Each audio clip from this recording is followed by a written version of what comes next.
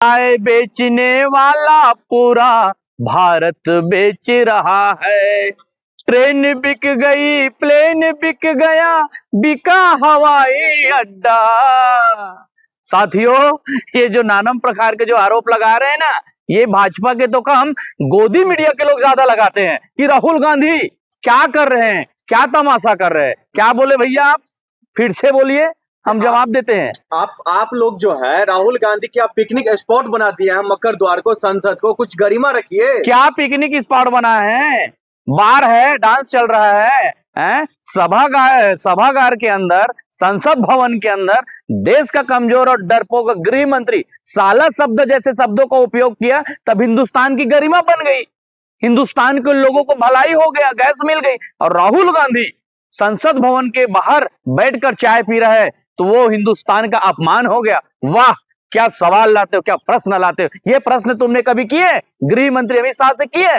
जाके किए? आप लोगों को घुसने नहीं देता है। उनके दरबार में वही पत्रकार और वही मीडिया वाले जाते हैं जो रात और दिन 24 घंटा चरण चुंबक करते हैं, मोदी जी, अमित शाह, यही लोगों के लिए है। लेकिन वो लोग तो कह रहे हैं कि अगर राहुल गांधी की इन्हीं हरकतों की वजह से अगर संसद सदस्यता चली जाती है तो हाय तौबा मचाने लग जाते हैं। बात हरकत की नहीं है, बात डर की है। क्योंकि आज नरेंद्र मोदी संसद सत्र में आ क्यों नहीं रहा है? क्या चीज का डर है?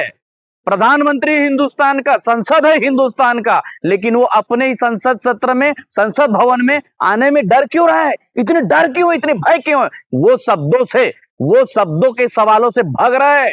उनके पास इतने शब्द, इनके इतने सवाल दागे गए हैं कि उनके पास कोई जवाब ही नहीं है। तो क्या इस बात में सच्चाई है जो संबित पात्रा ने कहा था राहुल गांधी गद्दार है, वो देश हित में नहीं सोचते हैं?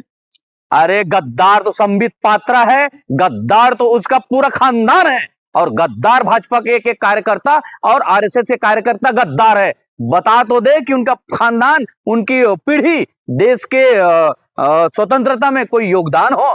अरे जिस परिवार का खानदान बम से उड़ गया हो, जो अपने देश के लिए जान दे दिया हो, जिसकी सारी पीढ़ियां देश की मिट्टी में कुर्बान हो गया हो, उसको गद्दार बोलोगे? क्या गद्दारी की है राहुल गांधी ने, ये बताओ तो। गद्दारी सिर्फ यही है कि देश की जनता के मुद्दे को संसद भवन में रखता है, महिलाओं की बात करता है, युवाओं की बात करता है, किसानों की बात करता है, ट्रेड डील पर बात करता है, यही गद्दारी है।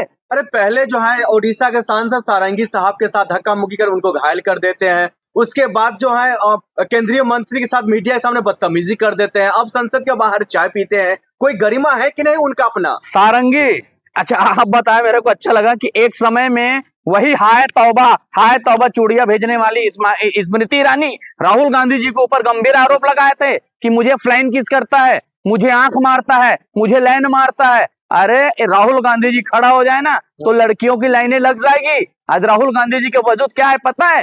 ये चार चवन्नी छड़क छाप वहां पर सांसद जो बैठे ना, जिनकी हैसियत औकात नहीं है ना, प्रधानमंत्री के नाम से, सिर्फ नरेंद्र मोदी के नाम से ये लोग सब पानी में बहते हुए बन गए। तो इनको क्या है, ये लोग पचा नहीं पा रहे हैं, इनके पास राहुल गांधी जी के प्रश्नों का जवाब नहीं है। ये लोग त्राहीमाम हो चुके, तो इनके पास कोई जवाब नहीं है, तो नाना प्रकार के राहुल गांधी के ऊपर आरोप लगाते रहते हैं। योगेश जी, अगर संसद भवन में जो है ओम बिरला साहब अगर सही मुद्दों की चर्चा की बात करते तो आप लोग कह देते पक्षपात करते हैं, और उनको हटाने के लिए भी अविश्वास प्रस्ताव का जिक्र कर देते हैं आप लोग। सही मुद्दा क्या है? हम अडानी की बात करते हैं। हिंदुस्तान की कितने हजार करोड़ रुपयों की प्रॉपर्टी अडानी को सौंप दिए देश का प्रधानमंत्री। क्या इस विषय पर चर्चा ना करें?